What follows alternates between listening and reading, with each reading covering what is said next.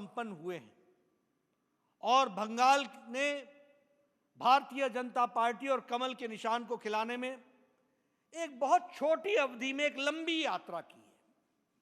In a very short span of time BJP has covered in West Bengal a long distance. और ये सिर्फ मैं कहने के लिए नहीं कह रहा हूं। आप याद करिए 2014 को जब हम 2 लोकसभा के चुनाव जीत करके आए थे, बाबुल सुप्रियो और सुरजीत सिंह SS अहलुवालिया जी, 2 सीट्स, और हमें 18% वोट मिले थे उस समय 2014 में।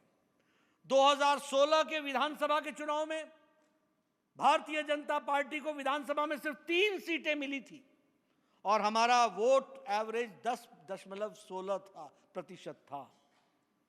और अगर हम 2019 को याद करें तो हमारे को 40.25% वोट मिला और 42 में से 18 सीटें भारतीय जनता पार्टी के पक्ष में गईं और लगभग हमको 2.30 करोड़ वोट आए थे।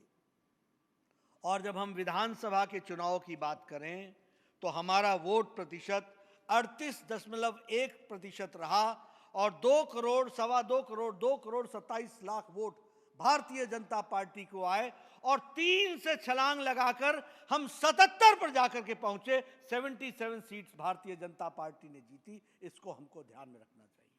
एक लंबी छलांग भारतीय जनता पार्टी ने लगाई है। और तो और कोई मैदान में नहीं रह गया। सामने टीएमसी और लड़ने वाली भारतीय जनता पार्टी, 3 दशक तक रहने वाली सीपीएम समाप्त हो गई, 2.5 दशक तक रहने वाली कांग्रेस पार्टी समाप्त हो गई और सिर्फ भारतीय जनता पार्टी ही विपक्ष के रूप में